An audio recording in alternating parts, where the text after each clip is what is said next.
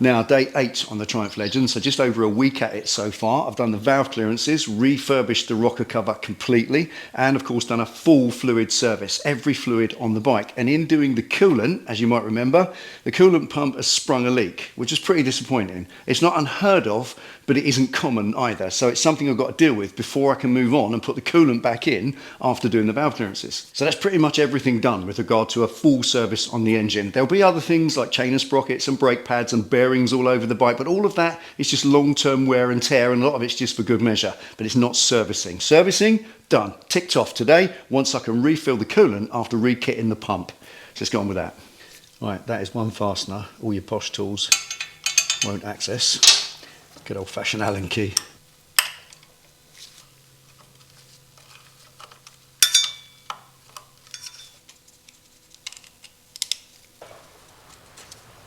Right, put the screw back in it, and that'll be going in the for sale box at the end, because it won't be going back on the bike.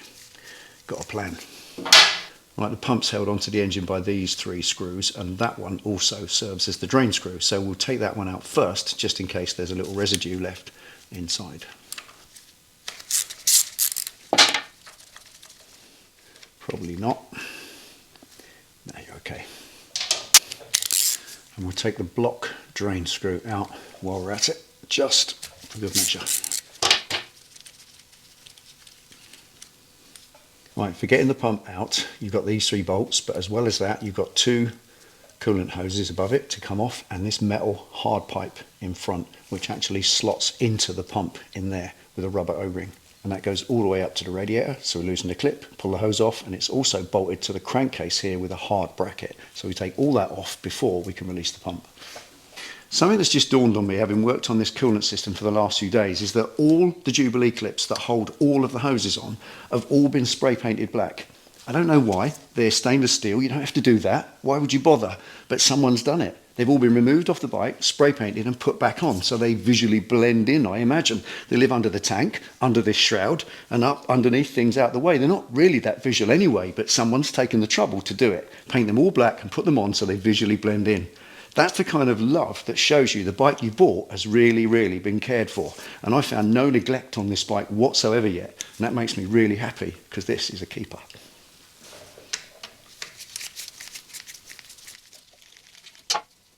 And this as well. Who leaves those in place?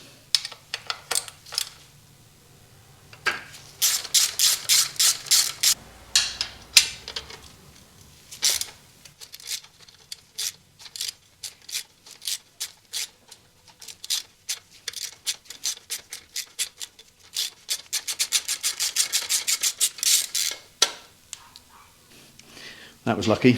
In the last project I did on one of these, both of those snapped off both sides of the radiator. Not today.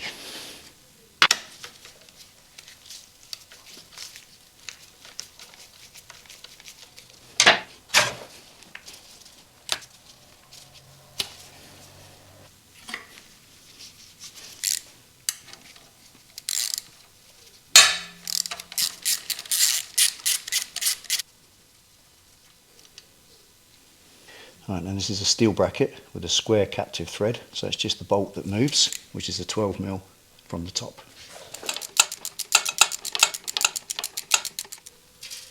You. Look at the stainless exhaust studs and nuts. Doesn't that gladden your heart? Those who know will know. These pipes slot into the pump, so you just give them a gentle wiggle and pull that way at the same time, and they should come out nicely.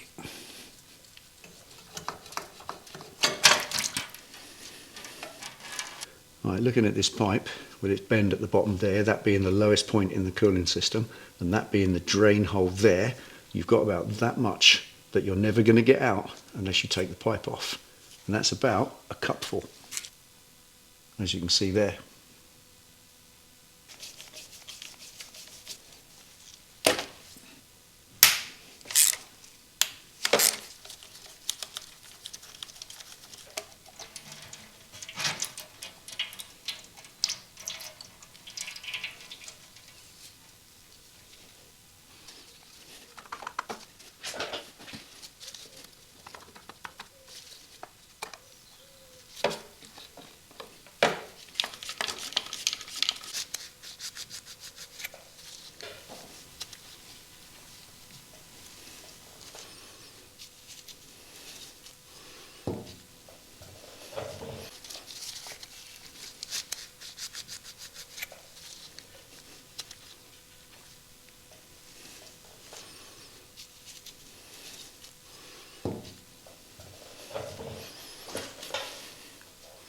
Well, I have to admit, asking myself privately, why would a rubber seal just suddenly leak for no apparent reason?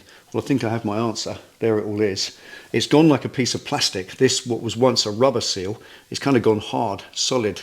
And if you try and bend it, it just cracks into bits, as you saw. And that's clearly not soft and squashy enough to fill the gap that it lives in, that track round there, and seal the coolant pump. So that's my reason. I'm happy when I find stuff like that because it means my theory was right. It's that seal that's gone. I've got a new seal, in fact a full kit. So all I've got to do is clean both parts, put it back together with the new seals. I should be good to go.